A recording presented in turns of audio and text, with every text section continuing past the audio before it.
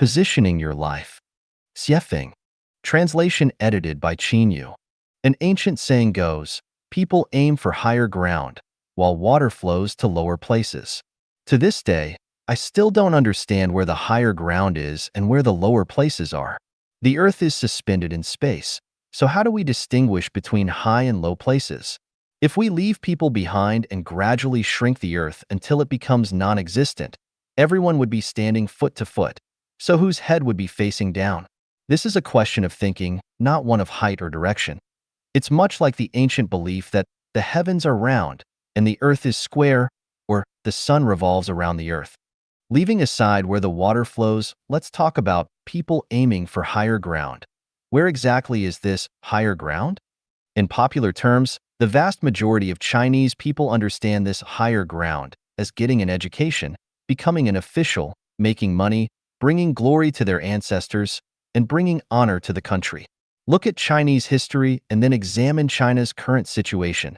The core essence of this higher ground is becoming an official. Even if one is a minor official, his position is still considered higher than that of common people. Not to mention county governors, provincial governors, and central government officials. In China, once someone becomes an official for even a single day, they and those around them rise with them. Any truth will always be on the side of the officials. Envy abounds. Even if it's just a section chief, the way they walk, their manner of speaking, the expression in their eyes, and the height at which they hold their head are all different from others. You can't help but respect them, fawn over them, flatter them, and accept them.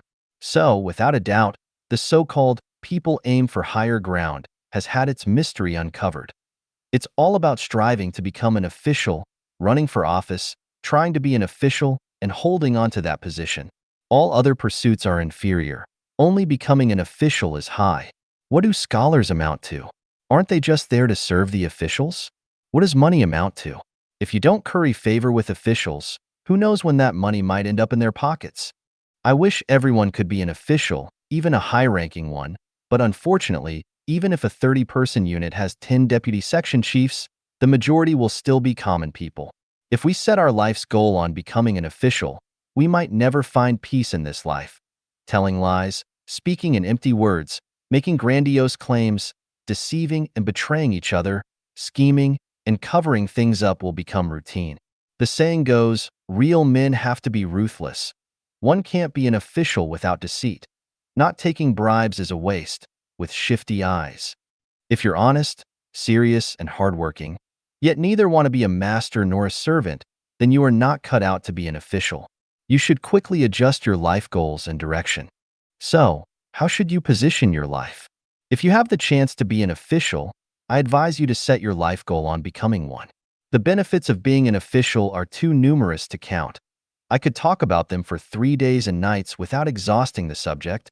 Mastering thick black theory and the art of war should help you get by. If you can't become an official, but you're good at flattery, currying favor, bootlicking, and harboring malicious intentions, then you might set your life goal on being a lackey. This way, you'll be assured of having leftover food to eat and dregs of wine to drink, which is better than being an honest, simple commoner. If you can't become an official through the usual means, you can still aim for it indirectly. Why not organize an opposition party to try to overthrow the current government? If by chance you succeed in toppling the regime, then those positions like ministers, governors, and county chiefs would be as easy to grab as something within arm's reach, a sure thing. How do you overthrow the current regime? Just loudly proclaim democracy, freedom, human rights, and equality, then keep a close watch on the regime's flaws, magnify them, and incite the masses to revolt. Promise them that once you're in power, everyone will be able to eat while sleeping, live in golden houses, and have beauties at their disposal. This way, you'll be successful. Set your life goal on this, and your future is limitless. But if you end up in prison or lose your head, you shouldn't regret it. You can even borrow the compassionate words of Kshitigarbha Bodhisattva, "If I don't go to hell, who will?" to demonstrate your noble righteousness. If you like wealth, then position your life's goal on maximizing profit. Don't bother with things like conscience, morality, and other baseless concepts. When running a business or company, not only must you use your sharp mind, But more importantly, you must maximize the exploitation of your subordinate surplus value. Marx has already elaborated deeply on surplus value. You just need to use it in reverse, and you should be able to make money. Of course, relying solely on surplus value carries risks, so you must focus on 3 areas. 1. Surplus value. 2. Local government and party leaders. And 3. Local thugs. What does this mean? It means you need to oppress and exploit your workers, cozy up to local leaders, including those at the tax bureau, and maintain ties with local gangsters. As long as you have a few tough guys under your command, not only will the common folk not dare to oppose you, but even officials will think twice before acting. If you don't have such abilities, you can still exploit legal loopholes and corruption. If you mortgage a property and get a loan of $100,000 from the bank, don't spend it recklessly. Spend it all on the officials. This way, you can get $1 million more. Spend that on the officials again, and from then on, the sky's the limit and the sea is wide for you to leap. You could grab land, drive out the original residents, and sell the land for a profit. If that doesn't work, persuade the officials you've bribed to sell you a government enterprise at a low price, flip it, and you'll have a fortune. If that doesn't work, you could always counterfeit liquor or medicine, or rebrand cheap goods with famous labels and sell them for a profit. Or lure rural girls into the city, intimidate them into doing whatever you want, and just make sure you keep the local thugs happy. As long as you pay them off from time to time, no matter how policies change, you'll keep making money. There are endless ways to make money as long as you're clever. If you don't want to dream of being an official or getting rich, you could set your life goal on becoming famous. Birds leave their song and people leave their names. To be famous throughout history, to leave a lasting legacy, is not a bad goal. Even if you end up being cursed for eternity and your name becomes synonymous with infamy, at least you've left a mark. Why not? There are many shortcuts to fame. In today's information age, not only are there countless newspapers, magazines, and books, but TV and radio networks are also interwoven, and the internet is booming. There's a saying that goes, "All the world's writing is a patchwork." It's all about how well you can piece it together. With a little organization and elaboration, borrowing bits from here and there, a scholarly paper can be produced in days, and a book can be finished in months. With a little help from your friends in the publicity department and some promotion by big-name celebrities, scholars, and experts, you can quickly rise to fame. Why care about the old saying, "If words are of no benefit, speak less"? Let's become famous first. Don't bother with original creations. It's too hard. Racking your brains and exhausting your mind is one thing, but dealing with your wife and kids' complaints is another. If, after all that effort, you find that your work was already considered trite, that's a disaster. If no one reads your articles and your books don't sell, you'll be left giving them away for free on the streets. Aside from a few cheap compliments from friends and relatives, you won't gain much fame, and it's just not worth it. To become famous by writing articles, the best trick is to criticize. Criticize ancestors, criticize predecessors, criticize celebrities, criticize government officials, and even criticize your parents. This way, you'll quickly gain recognition. As for the consequences, don't worry about them. Get famous first. In China, the best targets for criticism are Lu Xun, Mao Zedong, and Hu Jintao. Such articles are sure to grab attention. If you don't like that approach, I have another trick for you. Collect strange theories, odd stories, unorthodox methods, gossip, and idle talk from travelers, compile them into a book, and it's guaranteed to be a bestseller. Or, why not strip down and parade around the streets? Who knows, you might even get on TV or go viral on the internet. Fame is so easy to achieve. Isn't this a fast-paced world? If someone can get rich overnight, why can't we become famous overnight? To stand out, you need to use unconventional methods. Didn't they say, "Nothing in the world is difficult for one who sets his mind to it"? If you're determined to be famous, why worry about having no path to follow? If you do not wish to set your life's goals on becoming an official, accumulating wealth, or gaining fame, why not start a gang? If you succeed, you can live a luxurious life, enjoying food, drinks, and power.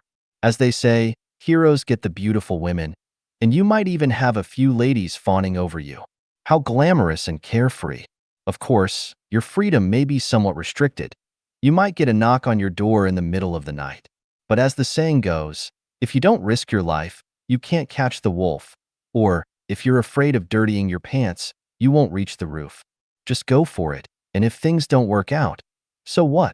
After all, in 18 years, you'll be a hero again. Not interested in all these? Why not set your life's goal on creating a religion? Today, religious freedom is globally upheld. Even the United Nations doesn't interfere. Whoever interferes with religious freedom will surely face consequences. So what are you afraid of? Chinese culture is rich and profound, providing endless material to draw from. All you need to do is create some kind of mystical method or cultivation practice. People are afraid of death and long for prosperity, longevity, and immortality. If you can convince them that your practice can cure diseases or extend life, they will flock to you. When the time is right, with election freedom, you could even turn your practice or belief system into a political party, with the potential to compete for the chairman or president. What? Creating a new religion is too difficult? Come on, my friend. If starting a new religion is hard, then why not start a sect? There are hundreds of Christian denominations and Buddhist sects. Just familiarize yourself with some scriptures, and with the right banner, you can immediately establish a new religion. What? The government won't allow it? Well, why not create a house church? As long as you hold onto the scriptures and fly the banner of God, Christ, or Buddha, you have religious freedom. International religious organizations will even cheer for you. As for what you do, who has the time to investigate in detail? What? You're worried about answering people's questions or explaining the scriptures. My dear friend, how many people today can truly explain the scriptures? Most just copy and paste from various sources and get by. Can't you bluff your way through as well? Don't like this either? Too tiring? Then learn fortune telling. Books on fortune telling are everywhere. You can even find them in trash bins. Grab one, memorize a few sections, and after a few days of practice, you're ready to start. You must act convincingly, with a mysterious aura. Be bold in your predictions, but don't get into too many details. Learn to be vague and ambiguous, so people are left guessing. With this, you can earn a living. Don't worry about no repeat customers. Even if only a fraction of China's 1.2 billion people falls for it once, you'd still make a fortune. Just charge each person 1 yuan, and you will earn 100 million. But be sure to use guerrilla tactics like in tunnel warfare, moving from place to place to avoid trouble. The main roads are crowded. Isn't it time you wised up? The main roads are crowded.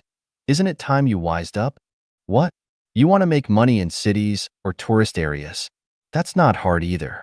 Partner with the right people, rent a temple or pagoda, put on a monk's robe, place a Buddha statue in the center and a censer in front, letting incense smoke fill the air. Then, chant some mantras, and you'll find that the offerings alone will sustain you for life. If you're a bit cleverer, point out a specific benefactor as special, or say they have a divine aura or are facing a calamity. They won't hesitate to pay. Today, there are many city dwellers who are devout believers.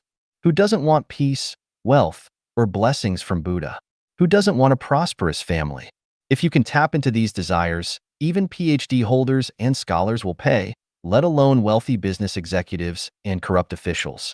They have money to spare, and all you need to do is make them happy. If your personality isn't suited to becoming an official, amassing wealth, gaining fame, creating religion, organizing a gang, or fortune-telling, then just live honestly as an ordinary person. Ordinary people have many paths too. Farmers, herders, foresters, fishermen, workers, taxi drivers, small vendors, teachers, civil servants, soldiers, police officers, store clerks, service workers, small business owners, actors, broadcasters, pilots, and so on are all ordinary occupations. Those engaged in photography, painting, tourism, music, dance, art, editing, or journalism also fall under the category of ordinary people. Even stamp collectors, antique dealers, stock traders, entertainers, brokers, and intermediaries are just ordinary people's professions. Those who work in philosophy, archaeology, biochemistry, economics, literature, engineering, research, sports, law, politics, astronomy, geography, etc., if they achieve results, become experts above the common people. If not, they are also ordinary people. As for singers, writers, movie stars, martial artists, and sports celebrities, they are individuals with special talents and belong to a unique group of ordinary people. No matter where we position ourselves in the category of ordinary people, our journey of life is inevitably difficult and winding, filled with confusion and misfortune, sorrow, and helplessness. The ending is always tragic. The truth is, it's all for a meal, for survival, for staying alive. No matter how we position ourselves in life, if we fail to understand the meaning, purpose, and value of life, and the mysteries of life, it doesn't matter if we are kings or commoners, rich or poor, thieves or petty criminals, famous or obscure. In the end, we all face meaningless death. Don't think that the death of an ant king is more valuable or meaningful than that of a common bee, or that a tiger's death is more glorious than a mouse's. In the grand scheme of things, we are all just temporary pieces on a chessboard. So, how should we position our lives? This is where religion comes in. Religion seeks to transcend reality and point to the meaning of life and the direction of life's development. Whether it's Christianity, Buddhism, Islam, Taoism, Shinto, or other religions, their fundamental purpose is the same: through spiritual cultivation, to extend human life into heaven. But there's a dilemma. There are so many religions and sects in the world, and once you transcend worldly barriers, you face the challenge of how to position yourself beyond the mundane. Should you become a Christian or a Buddhist? Should you believe in Islam or Shinto? If you choose the wrong path, you may end up with eternal regret. You might fail at worldly life and miss out on heaven, losing on both fronts. It's time to think deeply. No matter where you position yourself in the secular world, it leads to a dead end. If you position yourself poorly in transcending the mundane, not only does it lead to a dead end, but it also makes your life neither fish nor fowl, with no clear direction. The future may seem bright, but it could be self-deception. So, how should you position your life? Here are my suggestions. First, study the scriptures of various religions, compare them, and integrate scientific theories and empirical experiences. Identify what is reasonable and discard what is not. Observe the heavens, the earth, humanity, and all things. Gain your own insights, especially through spiritual meditation. Ensure that your real-life experience is meaningful and enjoyable. Free your mind and strive to achieve the greatest possible freedom. Your life must have value and meaning for life, nature, and human society. Do not blindly follow any path unless you fully understand it. If someone wants you to believe, ask them to explain the principles clearly. Focus your efforts on matters of life. After adhering to these 8 principles, position yourself accordingly. This will be your best life positioning. To understand Xiefeng's life positioning, please refer to the Xiefeng corpus.